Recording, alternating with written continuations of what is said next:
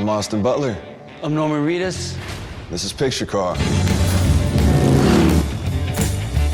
Come check out these bikes.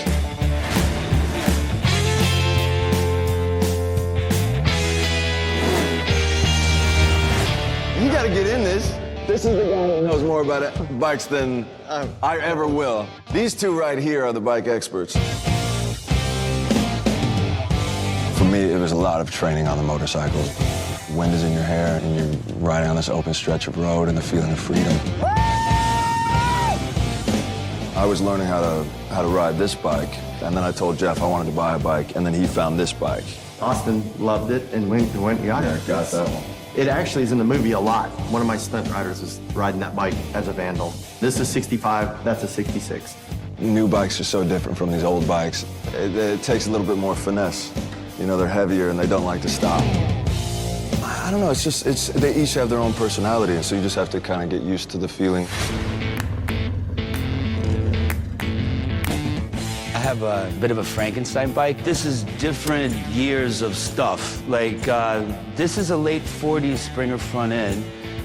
The frame is a 50s, but there's a 70s motor in this one. We originally shot from the front so that you wouldn't see the motor, so that later on you could reveal that it was a 70s motor. So he showed up in the 60s. The backstory is it had a 50s motor in it, blew up on the way there, and he and Cal went and stole a new motor and put it in the bike, and then they could show the bike from the side. It has a little bronze rubber ducky suicide shift on it.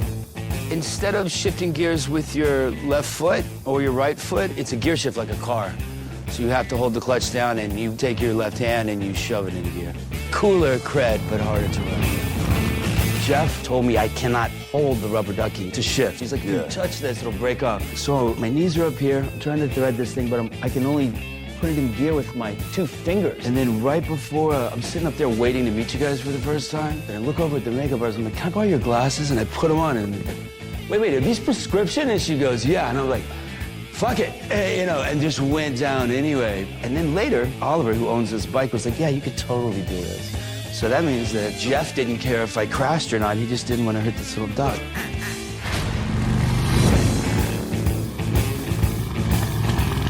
I mean, honestly, the brakes were a big thing, you know? Like, Stopping? Stopping. Yeah. The front brakes didn't really, very squeaky and didn't really want to stop. They're all drum brakes. Yeah.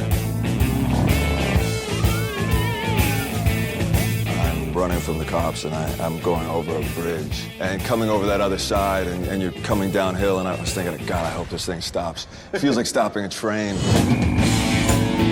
I only went down once. Did you? Yeah. Dude, we just were asked who went down and we didn't throw any names under the bus and you just did it.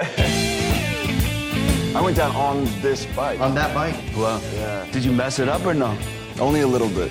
Very little bit. Yeah. Knees were cocked to the side a little bit.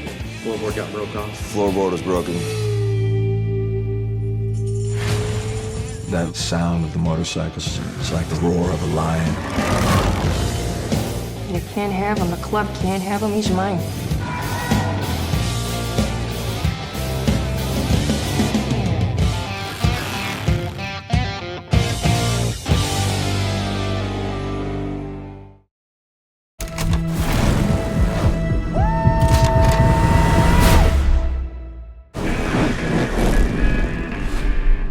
It was a golden age for motorcycles.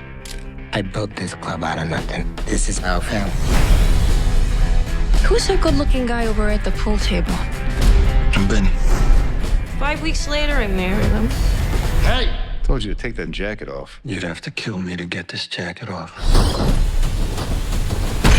What the hell were you thinking back there? Nothing. I saw you scoring off with them guys. What do I need to think for? Yeah, you and me, kid.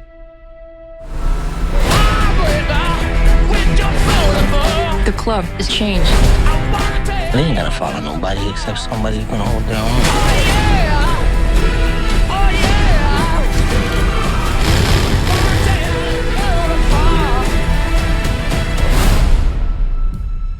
Burn it down. You're scared of this. The Bike Riders. Oh, no.